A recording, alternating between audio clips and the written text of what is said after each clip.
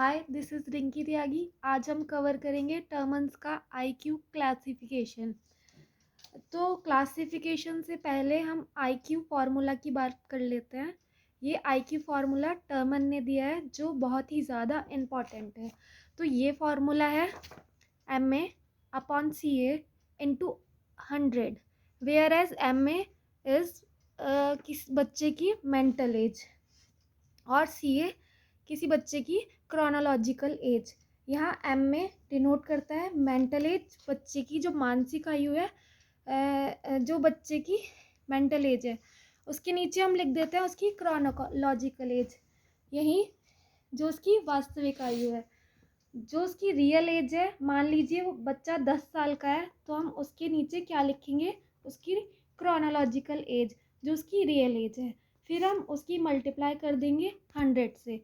तो जब हम बच्चे की मेंटल एज को उसकी रियल एज के साथ लिखकर 100 से मल्टीप्लाई कर देंगे तो हमें जो रिज़ल्ट मिलेगा वो ये बताएगा कि बच्चे का आईक्यू लेवल क्या है।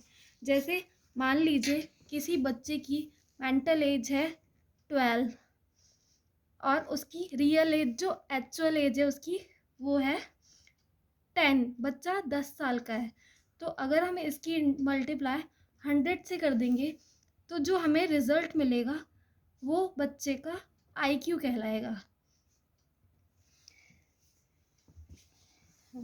इसी आईक्यू के अकॉर्डिंग टर्मन ने आईक्यू क्लासिफिकेशन किया है। अगर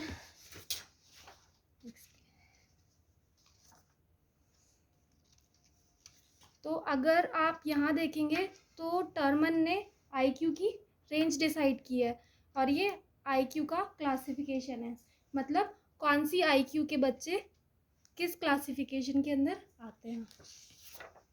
तो मान लीजिए कि किसी बच्चे का हमने आईक्यू टेस्ट किया और वो आ रहा है 140 से अबव, तो ये क्लासिफिकेशन कहता है कि बच्चा क्या है, बहुत ही ज़्यादा प्रतिभाशाली या फिर जीनियस है। वहीं अगर उस बच्चे का आईक्यू आता है 120 से 140 के अंदर तो हम कहेंगे कि बच्चा बहुत ही ज़्यादा श्रेष्ठ है, यानी कि बहुत सुपीरियर है। वहीं अगर हम किसी बच्चे का आईक्यू टेस्ट करें और उसका आईक्यू आए 100 से 120 के बीच या 111, 112, 115 इस तरीके से आ रहा होता है तो हम मानेंगे कि बच्चा क्या है, सुपीरियर है। तो ये क्लासिफिकेशन टर्मन के अकॉर्डिंग अगर हम किसी बच्चे का आईक्यू टेस्ट करें और वो 110 से 120 के बीच यानी 111, 112 या 115 आ रहा है तो हम बच्चे को सुपीरियर कैटेगरी में रखेंगे।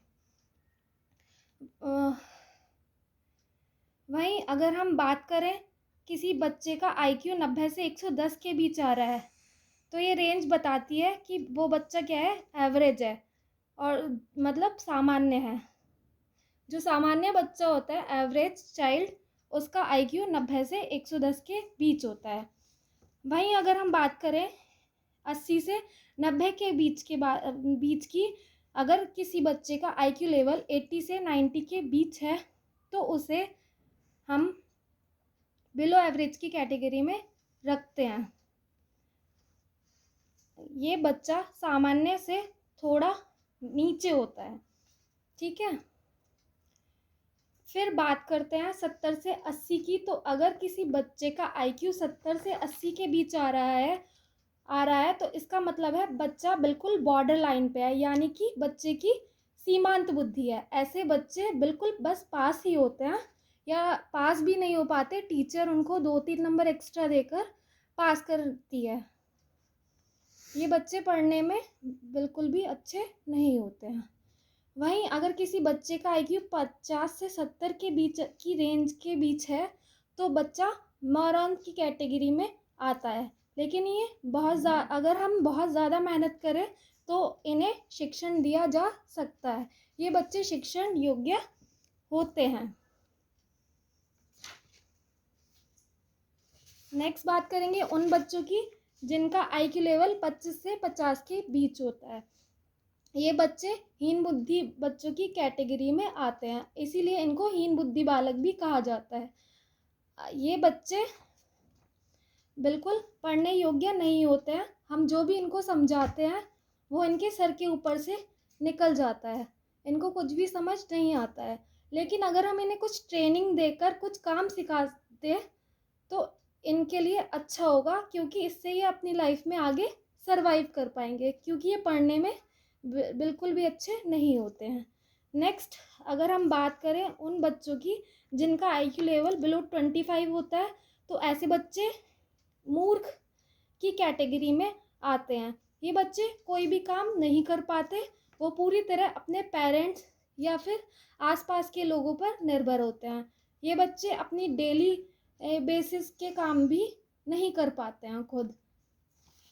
तो ये पूरा हमने क्या पढ़ा, IQ,